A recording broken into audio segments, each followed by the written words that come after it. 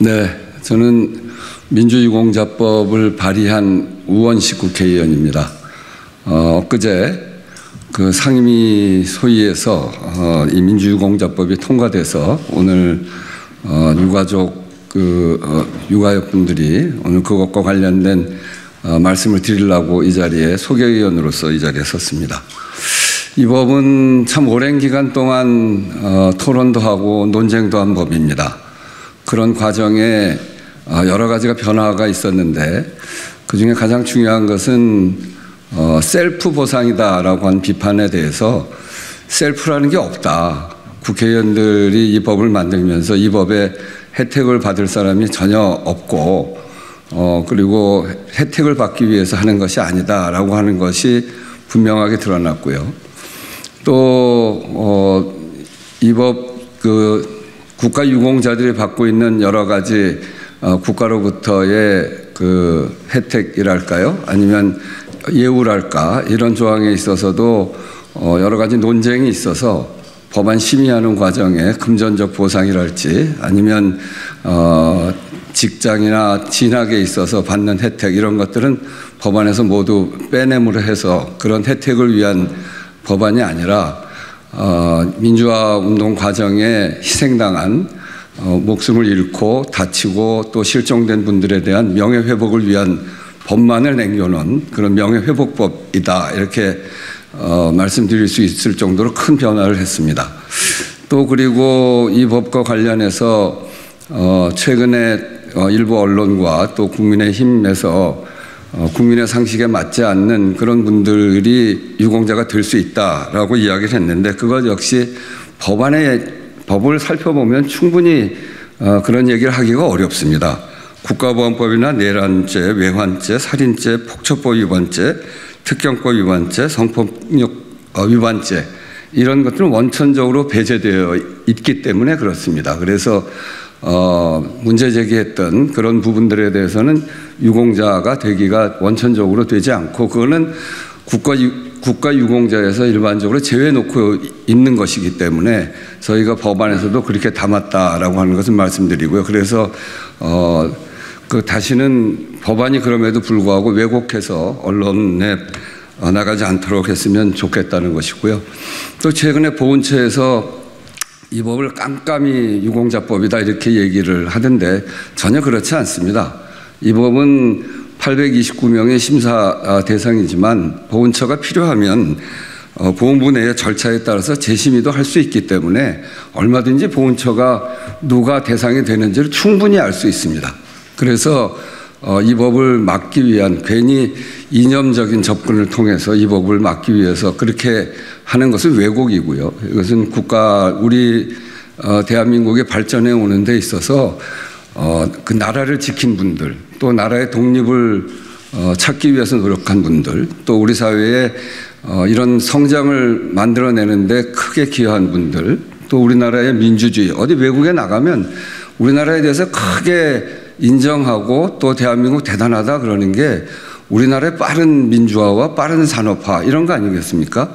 이런 부분에서 큰 공헌을 하기 위해 공헌한 분들에 대한 예우를 갖추는 그런 법이다라고 하는 말씀을 드리고 이 법이 마지막까지 본회의에서 통과돼서 최소한의 명예를 회복할 수 있도록 하기를 기원드리면서 오늘 이 자리를 마련했습니다. 민족민주유가족협의회 회장 장남수입니다.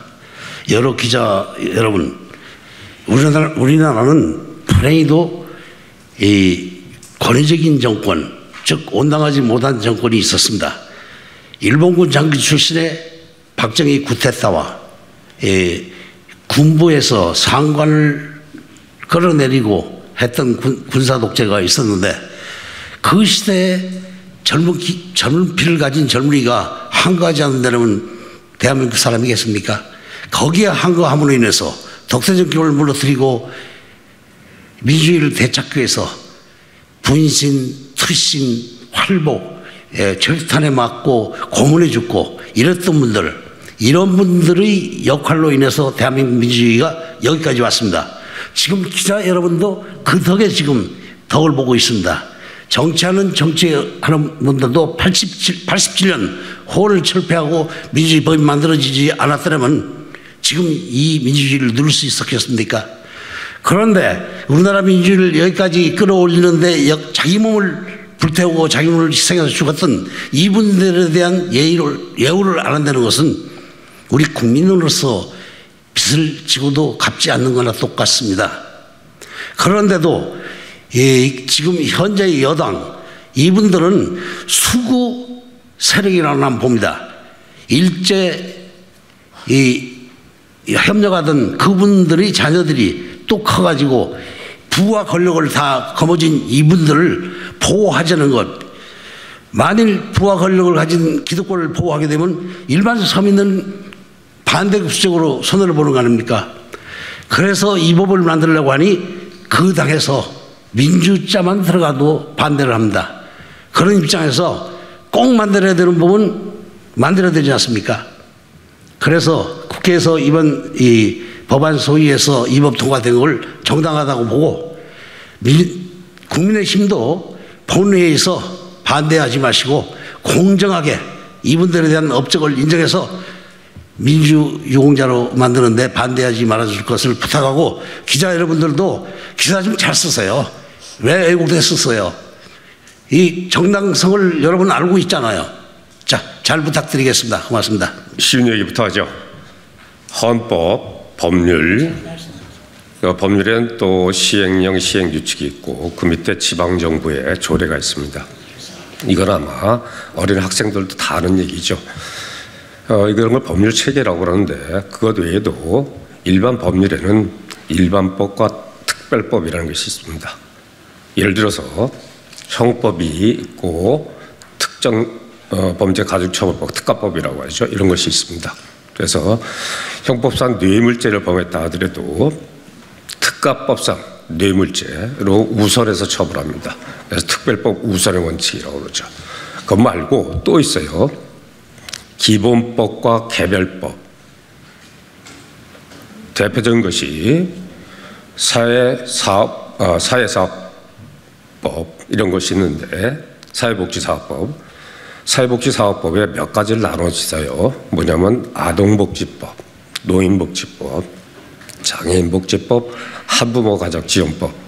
이래서 기본법과 개별법은 효력의 우위가 있는 것이 아니라 적용되는 범위가 다릅니다. 지금 말씀드린 사회복지사업법과 비슷한 것이 국가보훈기본법입니다. 국가보훈기본법의 3조에 보면은 4가지의 유공자를 규정해 놨습니다. 첫째가 독립유공자, 그 다음에 두 번째가 호국, 세 번째가 민주유공자, 네 번째가 의사상자. 그래서 이 4가지 중에서 3가지는 법률이 있습니다. 개별법이. 첫째가 독립유공자 예우에 관한 법률, 두 번째가 국가유공자법, 네 번째예요. 세 번째는 빠지고 네 번째 의사상자 예우에 관한 법률. 그런데 세 번째 민주유공자법이 빠져 있는 겁니다. 이거는 기본법을 국회에서 만들고 나라에서 만들고 당연히 민주유공자법을 만들어야 될 입법 의무가 있는 겁니다. 그것을 안 하고 20년이 넘도록 안 했던 것이죠. 직무유기예요. 아니 직무유기를 넘어서 이거는 어찌 보면은 마땅히 해야 될 일을 안 했기 때문에 직무유기를 넘어서 어떻게 보면 이건 국민에 대한 배신이고 그것을 넘어서 이건 범죄라고 볼 수도 있습니다. 나라를 위해서 3조 그 조항을 보면 대한민국의 자유민주주의 발전을 위해 공헌한 자 이렇게 되어 있습니다. 민주주의를 위해서 공헌한 이런 분들 모른 척 한다는 겁니까? 당연히 해야 될 일 이제 늦게 했으니까는 더 이상 다른 핑계 대고 이러지 마시기 바랍니다. 이런 생각을 해봤습니다. 민주유공자법이 아니라 자유유공자법으로 이름하였다면은 아마도 법안의 내용도 유지하면서 이 법안의 제정에 훨씬 유리하지 않았을까, 이런 엉뚱한 생각도 해봤습니다. 그렇습니다. 현재 최근 정무 일소위를 통과한 민주유공자 법안은 그야말로 원안으로부터 많이 훼손되어 있는 상태입니다. 유공자로서 당연시 여겼던 국가로부터의 예우 조항은 대부분 삭제되어 있습니다. 법안에 남은 것이라고는 명예회복이 거의 전부인 상태입니다. 그럼에도 본 법안을 거부하고 반대하고 있는, 그리고 더 나아가 대통령 거부권을 벌써 운운하고 있는 집권 여당에게 한 말씀 드리고자 합니다. 설령 여러분이 몸담고 있는 그 당이 과거 권위주의 정권의 뿌리가 다 있다 하더라도 현재 여러분이 누리고 있는 그 체제, 여러분이 숨쉬고 있는 그 자유,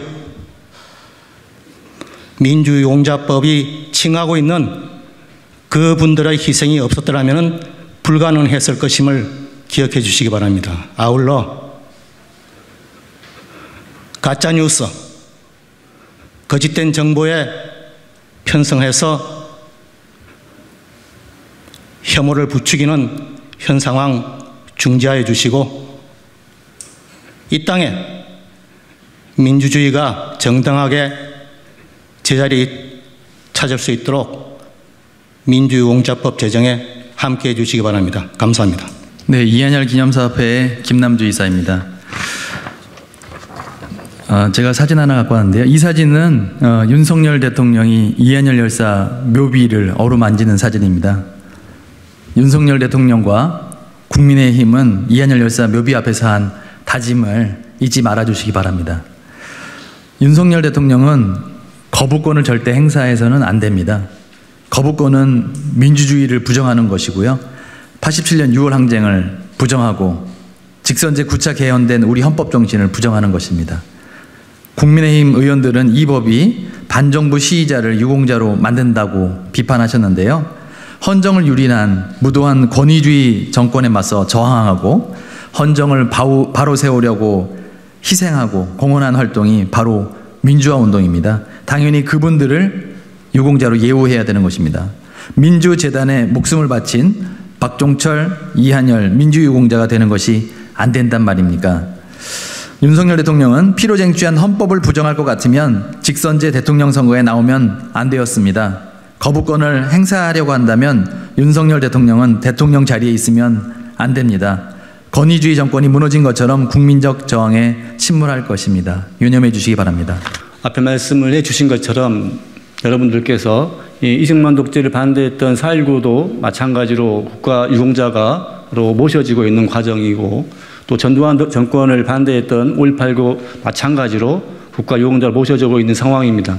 그 과정에서 함께 했던, 오늘 오시지 못했던 수모사협회들 많이 계시지만 대표적으로 이한열, 박종철, 전태일 이런 분들 자체도 거부하고 있는 것이 보훈부이고 국민의힘입니다.